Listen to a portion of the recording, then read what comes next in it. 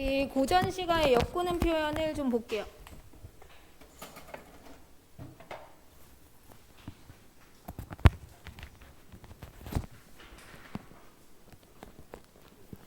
자, 고전시가의 엮구는 표현.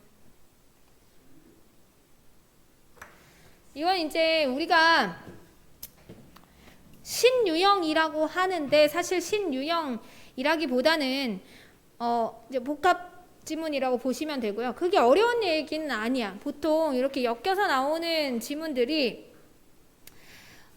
보기가 일로 들어왔다고 보면서 니들이 근거라고 생각하면서 풀어주면 되거든. 알겠지? 근거라고 생각하면서 풀어주면 되고, 우리가 고전시가에서 기본적으로 자주 나오는 단어인 엮구는에 대해서 이제 좀 탐구를 해보자 이거지. 엮구는이 뭐야?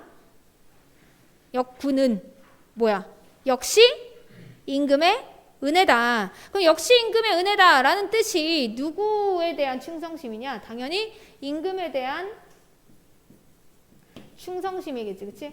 그래서 임금에 대한 충성심의 표현으로 우리가 엮구는이란 말을 쓰는데, 엮구는이란 설명을 해주고 있죠. 강호지락을 노래한 고전 문학에서, 그럼 일단은 이제 주제가 자연을 즐기는 거라는 거지, 그치? 자연을 즐기는 고전 문학에서 충군을 직접적으로 드러내는 관습적 표현이다. 얘들아, 관습적 표현이 뭐야? 거꾸로 하면 습관이지, 그치? 그러니까 굳어져서 사용하는, 유행하는 표현이었다는 거죠. 유행하는 표현이었고, 대체로 자연이나 귀거래와 관련된 내용 뒤에 쓰여서, 자, 귀거래는 무슨 뜻이야? 귀거래? 자연으로 돌아가는 거. 똑같은 얘기예요. 자, 자연으로 돌아가는 어떤 자연 친화적인 내용 뒤에 쓰여서 이 모든 것이 임금의 은혜에서 비롯된 것임을 드러내는데, 엮구는의 표현은 특히 시조에서 두드러지게 나타난다. 그러니까 지금 이 엮구는이라는 것은 자연 친화적인 어떤 내용에 덧붙이는 관습적 표현이라는 거죠. 그치? 이해되죠? 자, 그래서 특히 시조에서 두드러지는데 시조를 예로 들어주고 있지. 자, 시조를 우리가 봅니다. 자주 보는 시조지. 그쵸? 강호에 여름이 드니 초당에 일이 없다. 자, 맹사성이라는 사람의 강호사시가라는 작품이에요. 들어봤지? 자, 그래서 강호에 여름이 드니 언제야? 계절적 배경이지. 그치? 초당에 일이 없다. 그럼 초당은 어디니? 초가집이야. 자연에 있는 집. 그래서 자연에 있는 집에 일이 없다는 건 뭐야? 한가롭다, 여유롭다 이런 뜻이겠지? 유신한 강파는 보내나니 바람이로다. 나는 고딕 볼드 제가 왜 여기 있어? 버려. 자, 유신한 강파는, 얘들아 이거 뭐야? 유신한 강파? 믿음직한 강의 파도는, 그쵸? 강의 파도는 보내는 것이 바람이로다. 자, 이 바람이 뭐 하고 있어요? 우리한테? 얘한테 파도를 보내고 있지, 그치? 파도를 보내는데 이 몸이 서늘하옴도, 이 강파의 바람 때문에 내가 서늘할 거 아니야, 그쵸? 엮구는이셨다. 이렇게 여름인데도 시원하게 지내는 것이 다 임금의 은혜야. 이렇게 표현을 하는 거지. 그쵸? 그래서 결국에는 총 4수로 이루어진 이 작품 전체가 다 엮구는으로 끝나요. 그래서 초장과 중장에서는 안본지족하는, 자주 나오는 주제, 안본지족하는 은사의 유유자적한 생활을 제시하고, 종장에서는 이 몸이 서늘하옴도, 자, 무엇 하옴도 엮구는이셨다라고 하는 반복되는 표현을 사용해요. 종장에서. 그래서 강호에서의 삶을 임금을 향한 충의의 정신과 연결하고 있다. 이러한 구조는 이 작품의 내용과 형식이 유기적으로 작용하게 하여 통일성을 갖도록 해준다. 지금 여기서 얘기하는 게 바로 이거죠. 내용과 형식의 유기적 작용. 선생님이 저번 시간에도 얘기했죠. 얘들아, 유기적이라는 말은 뭐야? 유기적이라는 말은 서로 연결이 잘 되어 있고, 그쵸? 서로 잘 연결되어서 작용한다는 얘기야. 그래서 통일성을 갖도록 해주는 역할을 되는 거지. 그래서 내용과 형식이, 지금 반복되는 형식이 이제 중요한 역할을 하고, 그런데 정치 현실에서 벗어나 자연의 공간에서 유유자적하는 즐거움을 노래하면서 여기에 임금의 은혜를 등장시키는 표현은 자칫 진실성을 의심하게 만들 수 있다. 뭐 그럴 수 있죠. 즉 자연과의 병치 속에서 군은이 등장하다 보니, 얘들아, 병치라는 말이 뭐예요? 병치는 나란히 놓다라는 거야. 그래서 자연과 군은이 이렇게 등장하다 보니 자연이 가져다주는 풍류, 귀거래가 갖는 여유 등과 춘군의 관념 사이에 뭐가 발생하게 돼? 거리감이 발생한다. 그러니까 얘를 이렇게 병치해 놓는데 사실은 자연 속에서 임금의 은혜를 느낄 수는 있으나 임금에게 충성을 다한다는 건 솔직히 맞아요, 틀려요? 틀리잖아. 어떻게 자연 속에서 임금을 떠나 있는데, 그치? 그러니까 거리감이 발생해. 이 같은 거리감을 해소하고자 자연 친화와 춘군을 결합하기 위해서 군은 앞에 또한이라고 하는 역시의 의미, 역이라는 글자를 붙인 거지. 이해돼? 그럼 이 역이라는 글자를 왜 붙였대? 이 거리감을 해소하기 위해서 붙였다는 거야. 이해되죠? 자, 이는 사대부들이 외견상, 겉으로 볼 때는 임금의 직접적인 영향으로 보기 어려운 것들도 임금의 은혜와 연결하는 데서 비롯된 결과로 볼 수 있다. 이 모든 게 다 임금의 은혜라고 보는. 이해되지? 자, 그래서 치인과 치국이 아닌 은거와 귀향까지도 임금과의 관계 속에서 이루어진다는 것으로 유기적 충이념을 바탕으로 임금에 대한 신뢰와 존중을 드러낸 결과인 것이다. 그러니까 결국에는 이 역이라는 글자를 더함으로 인해서 뭘 나타내? 임금이 이 모든 것들을, 그치? 임금이 이 모든 것들을 도와주고 우리가 함께 한다는 의미라는 거지. 어렵지 않죠? 군은 앞에 지금 여기 붙은 이유에 대해서 얘기해주고 있어. 자, 그 다음 시조를 또 볼게요. 자, 이거는 이연보의 시조인데 한번 봅시다. 공명이 그지 있을까? 물음표지. 그치? 봐봐. 공명이 뭐냐면 세속적인 부귀와 영화잖아요. 그쵸? 이 공명이 끝이 있겠느냐? 이거야. 끝이 있어? 없어? 근데 사람이 막 이제 높이 올라갈 수 있잖아요. 올라가면 올라갈수록 더 욕심이 생길까? 욕심이 없어질까? 더 욕심이 생길 수 있다는 얘기지. 그치? 끝이 있겠느냐? 수요도 천정이라. 근데 수요도 수가 뭐냐면 인간의 수명이거든. 인간의 수명. 그래서 인간의 수명도 천정. 뭐야? 하늘이 정했다는 거지. 하늘이 정했다? 그럼 이건 다 뭐야? 운명론적 사고죠. 이게 뭐냐면 공명은 끝이 없지만 인간의 수명은 끝이 있어. 그치? 하늘이 정했어. 유한하다고. 그렇다면 당연히 어때요? 당연히 어때? 여기서 갈등이 생길 수 있지. 그치? 갈등이 생길 수 있죠? 자, 금서띠 굽은 허리에 80봉춘 그 몇 해오? 물음표. 물음표죠? 자, 이게 무슨 소리냐면 금서띠 굽은 허리에 80봉춘 그게 몇이냐. 그래서 이 금세 띠를 두른 게 뭐냐면 계속해서 뭐 하고 있는 거야? 벼슬을 하고 있다는 얘기야. 몇 세까지? 80세까지 내가 몇 년 동안 이렇게 띠를 두르고 살았느냐 이런 얘기지. 그러면 얘가 벼슬길에 나간 지 되게 오랜 시간이 지났다라는 만족감이라고 보시면 돼요. 이해되지? 내가 몇 년이나 내가 벼슬을 했는데 라는 표현. 그래서 여기서는 이제 화자 자신의 공명이라든지 장수에 대한 만족감이 드러나죠. 그러니까 다 정해져 있는데 내 운명은 약간 되게 길어. 옛날에는 왜 환갑만 넘어도 60만 넘어도 장수한다고 했잖아요. 그쵸? 근데 80세까지도 살아있었다고. 그러니까 되게 만족스러운 거지. 자기 어떤 이 벼슬도 그렇고 80까지 산 것도 그렇고 만족감. 자, 이게 다 누구 때문이야? 누구 때문이겠어 얘들아? 연년에 오는 날이, 자, 연년에 해마다 오는 날이 언제겠어? 생일이에요.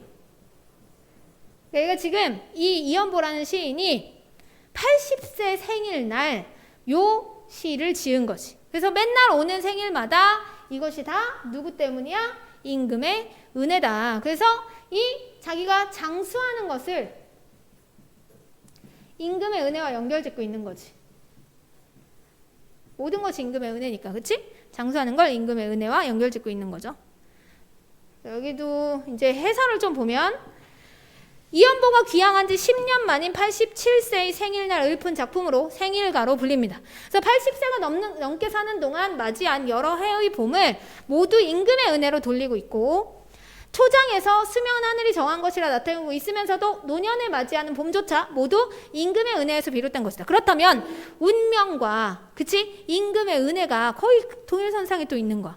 이해되죠?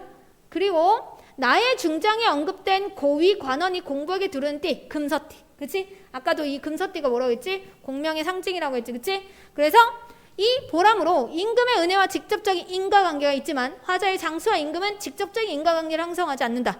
그런데도 사대부의 의식 속에서 장수와 임금은 서로 긴밀한 관련성을 맺고 있죠. 이게 다 임금의 은혜라고 했잖아. 그치?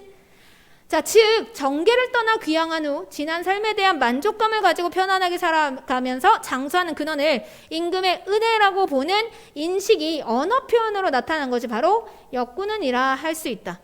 자, 여기까지는 조선 전기의 작가들이에요. 알겠지? 조선 전기의 작가들. 이 유성고 2학년, 니네 3학년, 유성고 3학년 애들은 작년에 니네 시험 범위 2학년 1학기 때 나왔던 그 의견하고 똑같아. 기억나? 조선 전기와 조선 후기가 다르다는 거. 기억나지? 사대부들의 인식이 다르다는, 임금에 대한 인식이. 조선 전기는 당연히 충성심이 어떻겠어? 높았겠지. 그쵸? 여기까지 역군은 이렇게 모든 것이 다 임금의 은혜라고 보는 이 부분까지는 당연히 임금과의 관계가 되게 좋았을 때요. 임진왜란 이전에. 알았지? 자, 그런데 한편이라는 말이 나오죠. 한편. 자, 한편 뭔가 전환되고 있어요. 시각이 전환돼. 자, 임진왜란 이후 창작된 일부 시조의 역군은 표현은 임진왜란 이전과는 다른 양상을 나타낸다. 우리나라에서 임진왜란 되게 큰 역할을 하잖아요. 그쵸? 임진왜란이 어떤 역할을 해? 임진왜란 이전에 평화로웠던 시대에서 임진왜란 이후에 어떤 시대? 혼란스럽고, 그쵸? 가난해지고, 뭔가 신분제도가 동요되고, 이런 모습들을 보이니까 다른 양상을 나타내겠지. 그래서 작가들의 생애, 창작 배경과 관련 지어 볼 때, 역군은을 글자 그대로 이해하기 어려운 경우. 이게 뭔 소리야? 역군은이 진짜로 임금의 은혜를 이렇게 조선 전기처럼 칭송하고 찬양하기 위해서 쓰인 게 아닐 수도 있다는 거지. 이해돼? 먹고 살기 힘드니까. 그래서 공명이 그 무엇이냐? 헌신짝 벗은 이로다. 뭔 소리야? 헌신짝 벗은 것 같다는 거지. 그러면 공명이라는 건 당연히 여기서 뭐예요? 헌신짝이니까 가치 없는 거라는 거지. 헌신짝 같다. 그리고 전원에 돌아오니, 이제 자연에 돌아온 거죠, 얘가. 그래서 공명이 허무해서 자연에 돌아왔어. 그랬더니 미록이 벗이로다. 나의 친구는 누구야? 고란이랑 사슴밖에 없다고. 자연물밖에 없는 거야. 자, 100년을 이리 지냄도 역군은 이로다. 자, 무슨 소리야? 100년을 이렇게 지내. 누구랑? 고란이랑, 그지? 사슴이랑 이렇게 지내는 것이 다 임금의 은혜로다 라고 이야기하고 있는데, 자, 이걸 어떻게 해석하고 있냐면, 공명을 버리고 전원에 돌아왔다는 귀거래의 내용은 가나의 세계와 별반 차이를 보이지 않지. 똑같죠? 조선 전기와. 그쵸? 그래서 고라니와 사슴을 가리키는 미록과 같은 소재도 전원을 속세와 대립적인 공간으로 만드는 기능을 하잖아. 똑같아. 똑같은데 그 다음에 얘가 어떻게 해석을 하고 있냐면, 그런데 작가인 신음의 생애와 관련 지어서 이해를 해보면, 그럼 얘들아 이건 작가의 입장에서 보는 거니까 뭐야? 외재적 관점에서 보는 거지, 그치? 자, 외재적 관점. 작가가 왜 이 작품을 썼는지에 대해서 표현론적 관점에서 보자면 다른 방향으로 역군은 해석할 수 있대요. 왜? 신음이 대북파의 핍박으로 김포로 쫓겨났다는 거. 알겠지? 그냥 자기가 자발적으로 이황이나 이처럼 시골로 들어간 게 아니고 쫓겨났어. 그리고 불안과 근심의 시절을 보내다가 결국 3년여 만에 춘천으로 유배를 당한 상황에서 이 시조를 썼어요. 그럼 당연히 진짜 이게 임금의 은혜라고 볼 수 있을까라는 거지. 이해되죠? 그리고 또 하나를 예로 들고 있는데, 방홍시요. 기억나니? 방홍시요? 수능 특강에 나왔어. 그치? 방홍시요. 이게 뭐였지? 쫓겨난 늙은이에 대한 이야기예요. 쫓겨난. 알겠지? 쫓겨난 늙은이에 대한 이야기. 이 시조의 창작 배경과 작가의식을 보여준다. 내가 이미 전원에 돌아오매 세상이 나를 버리고 나 또한 세상사의 고달픔을 느꼈다. 되돌아보면 지난날의 영화와 현달은 한갓 쭉정이와 두원풀같이 쓸데없는 것이어서 오직 물을 만나면 노래로 읊었다. 그래서 여기서는 자기의 어떤 고뇌와 시름을 노래로 바꿨다는 얘기거든. 승화시켰다고. 자, 그러면 이제 이게 다 뭐예요? 현실에서의 어떤 괴로움과 힘듦을, 그죠? 자연으로 숨는 것으로 해결한 거거든. 이해되지? 긍정적인 상황이 아니라고. 자, 여기서 주목해야 할 점은 신음이 전원으로 귀거래한 계기이다. 세상이 벌였다는 진술은 단순한 겸손의 말이 아니라 개축옥사란 역사적 사실 속에서 신음이 겪은 정치적 좌절, 그에 따른 울분, 통탄에서 비롯된 것이다. 그렇다면 다의 100년을 이리 지냄도 역군은 이로다에 대한 의문이 생긴다. 왜? 얘가 지금 100년 동안 이렇게 괴롭게 사는 것이 임금의 은혜라고 표현하는 거잖아. 그쵸? 그러니까 여기서 약간 갈등과 고민이 100년을 이리 지냄이 벗어나야 할 상황이지 임금에게 감사해야 할 내용이 되지 못한다 라고 보는 거죠. 이 시조의 배경을 놓고 보면, 외재적 관점에서 보면 이해되지? 자, 그래서 이런 까닭에 다의 역군은 표면적으로는 충군의 수사, 충군을 꾸미는 말이지만 이면적으로는 다른 의미를 함축한 것으로 볼 수 있다. 여기서 중요한 건 이 이면적 의미지, 그치? 이면적 의미가 뭐야? 임금에 대한 신뢰와 존중을 바탕으로 임금의 은혜에 대해 진정으로 감사하는 것이 아니라, 그러면 감사하던 거는 이제 이건 뭐예요? 조선 전기의 양반들이었고, 대북팔 전횡과 핍박에 대한 작가의 불만과 불안감을 풍자적으로 표현했다고 볼 수 있다고. 아, 임금을 약간 풍자한 거지.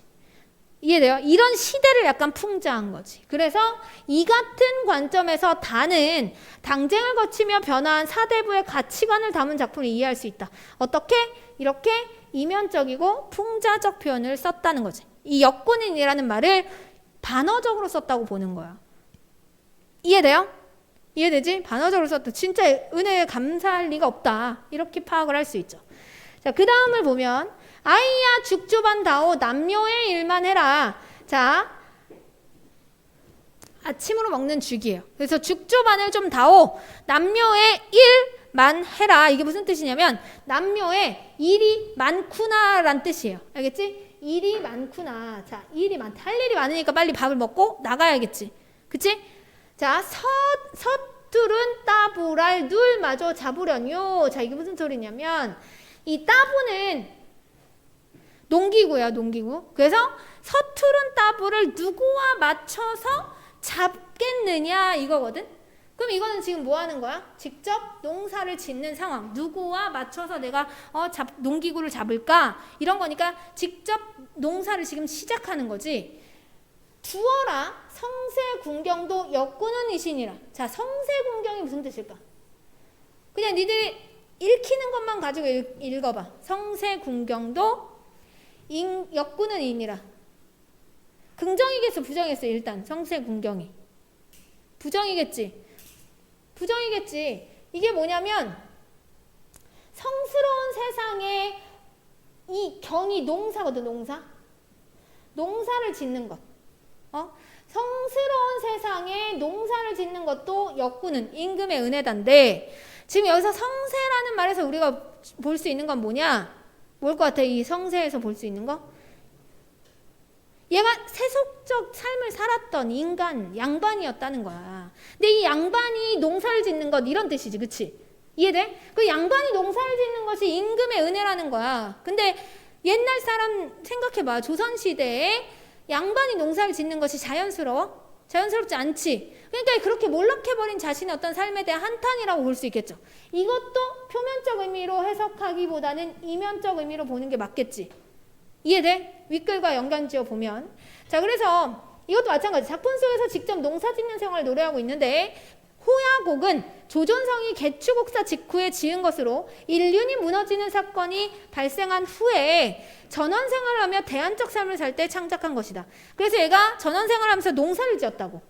알겠지? 자, 이를 고려할 때 역군은 마찬가지로 임금의 은혜 그 자체로 보기는 어렵겠지. 그죠? 그래서 작가가 극도의 정치적 불안으로 인해서 벼슬살을 하지 못하고 전원 생활하는 상황 속에서 표현한 나의 역군은이 이면적 의미를 담고 있다고 본다면, 여기에서의 역군은도 마찬가지. 그치? 여기서의 역군은도 정쟁으로 얼룩진 혼란한 현실에 대한 불만이 담긴 것으로 볼 수 있다. 그럼 이거는 액면 그대로 보는 게 아니라 이면적이고 풍자적인 의미로 본다는 얘기를 똑같이 하는 거죠.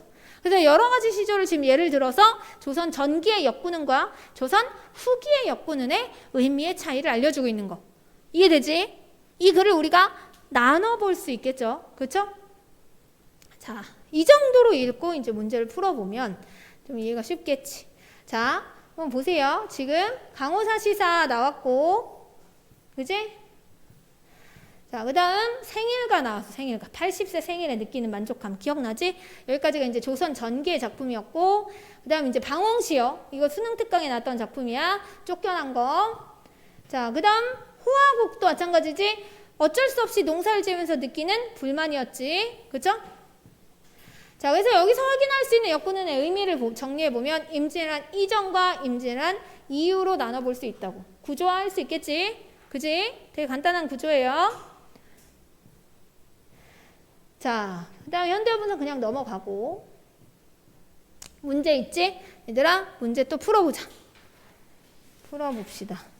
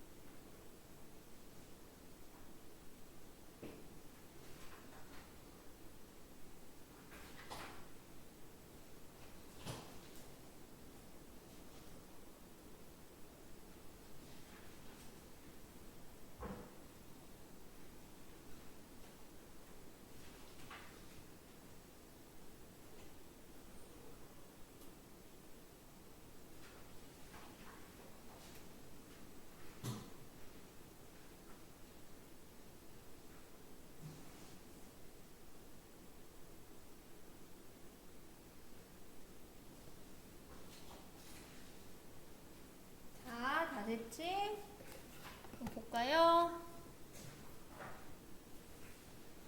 자, 이것도 마찬가지. 이거는 내용 이해를 좀 하셔야 되죠. 왜냐면 가에서 라까지 파악해서 문제를 풀어야 되는 문제니까.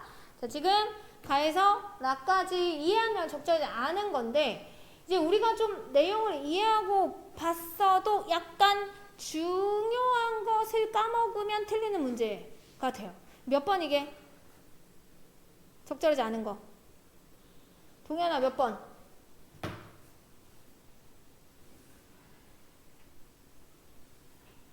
3번? 이게 답이 없는 것처럼 느껴졌다면 얘들아 내용만 본 거야. 답이 없는 것처럼 느껴졌다면. 근데 진짜 문제에서 많이 나오는 게 하나 있지. 뭐야? 화자를 작품 표면에 등장시켰느냐 등장시키지 않았느냐는 그냥 현대시든 고전시든 어떤 작품에서든 나올 수 있는 문제라고 했었어. 알겠지? 화자를 표면에 등장시키느냐 등장시키지 않느냐. 뭔 소리야? 화자가 표면에 있다는 얘기는? 지금 이 작품 같은 경우 가에는 이 몸이라는 말이 나와. 그치? 이게 누구야?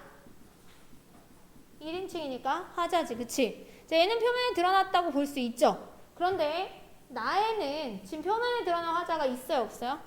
표면에 드러난 화자가 없지? 1인칭을 찾을 수가 없어. 그래서 적절하지 않은 건 3번이에요.